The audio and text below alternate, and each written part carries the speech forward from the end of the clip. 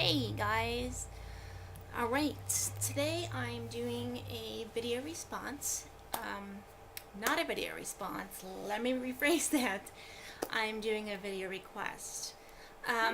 So Anna has written me an email and asked me to do a video request on, she says, I have a question. Could you possibly do a video discussing how an eating disorder can conflict with a romantic relationship? Sure. First of all, I'm going to start off by telling you guys that I thought about doing this kind of video for the longest time.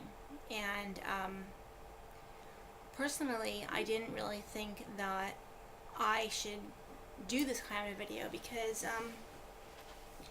it's hard for me because I didn't really think that I was in a place to do this kind of video because I didn't really feel as if I can give information on romantic relationships and eating disorders because a lot of my relationships in the past were so affected by my eating disorder. So I really didn't think I can give advice. Now I'm married and I feel that my relationships with my wife has strengthened in ways now that we're married.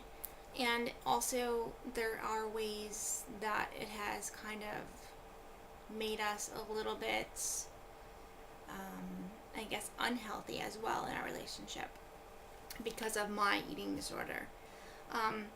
A strong, healthy relationship can be one of the best supports in your life. Good relationships improve your life in all aspects, and strengthening your health, your mind, and your connections with others as well. But however, it can be very overwhelming. And it can also be one of the greatest drains in the relationship if it's not working. Relationships are an investment. The more you put in it, the more you get back. It's not a one-way street. It's a two-way street. It goes both ways. Love and relationships take work and commitment and trust and honesty and devotion. Commitment, you need all of those things in a relationship. If you do not have those things, then I suggest either not being in the relationship or try working harder. You need to learn ways to keep a healthy relationship strong, or work on repairing trust and love for a relationship that is on the rocks. And I wrote a few things down about, what makes a healthy, loving relationship when you have an eating disorder. And a few of them are staying involved with each other, getting through conflict, keeping outside relationships and interests alive, and communicating. Honesty and communication are key. You have to have communication with one another. If you don't, it's not really going to go anywhere. When both people feel comfortable expressing their needs and their fears and desires, trust and bonds are strengthened. And critical to communication are nonverbal cues, body language, like eye contact, leaning forward or away or touching someone's arm. That's all very important to do when you are communicating. Now, romantic relationship tips with eating disorders are, first of all, I believe that you have to keep physical intimacy alive. And it's very hard to do with an eating disorder. And the reason why it's hard to do with an eating disorder,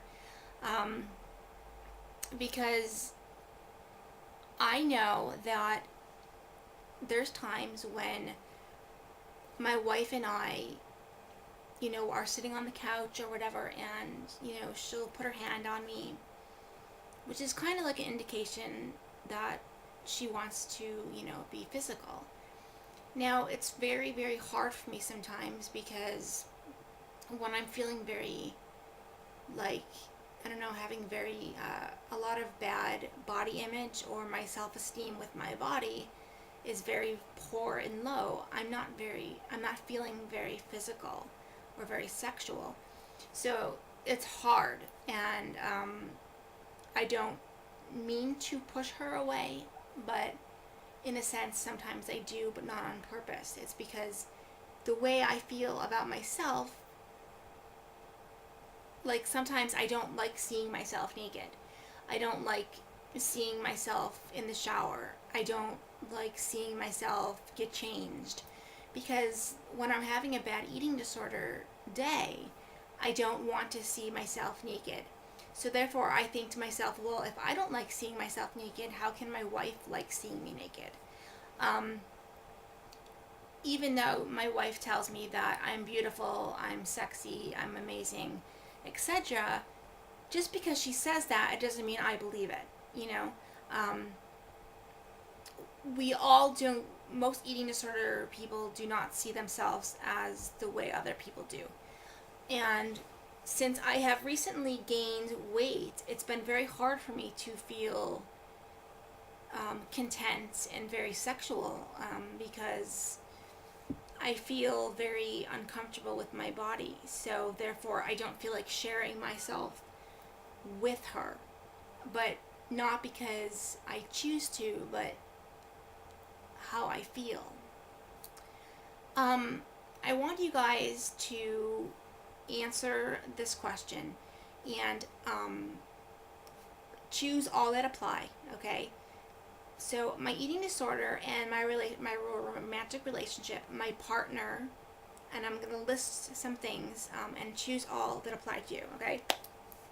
So my partner is aware, is fully aware, is unaware, is supportive, doesn't understand, is abusive, is compassionate, monitors my eating, doesn't care either way, worries about me, causes me anxiety, is pro-eating disorder, also has an eating disorder, is recovered from an eating disorder, left because of my eating disorder, knew beforehand, found out after being together, is afraid for me, is angry with me, I am in recovery, I am not in recovery, or my partner suspects. So, choose all that apply to your partner and how you think that they feel on your eating disorder. Okay, and put it below, and I will also copy and paste those, and you guys can check which ones you feel your partner does or feels, thinks, whatever. So, Anna, I know that it's a very hard time for you when your partner comes home and wants to have dinner because she or he is normal with eating and you feel like you're not.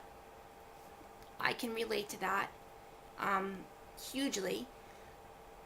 My wife and I have gotten into a routine where we eat dinner together.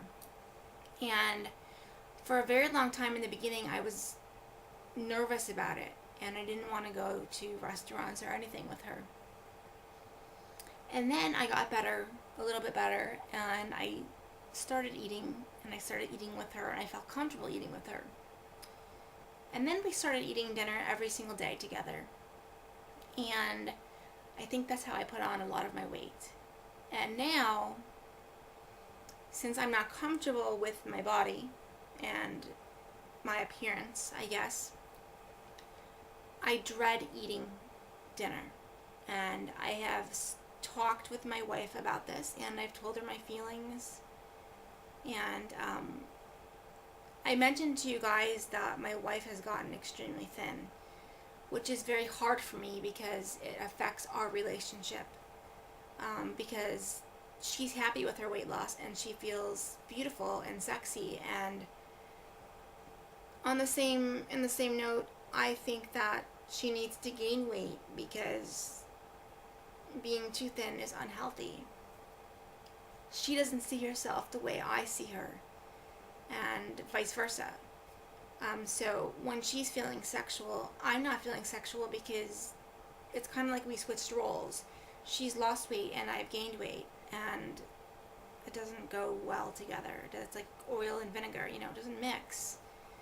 So it's very, very difficult. So that's why I believe communication and honesty and trust, and you have to have those things. You have to spend a lot of quality time together. Like I said in the past, that me and my wife have a date day every Wednesday, and we set a day for each other and just for each other. And when it comes to sexual things, be sensitive to what your partner likes. Like, while touch is a key part of a healthy relationship, it's important to take some time to find out what your partner really likes. Because, a lot of people don't like certain things. So being, like, unwanted touching or inappropriate, things can make the other person, tense up and retreat exactly what you don't want them to do. So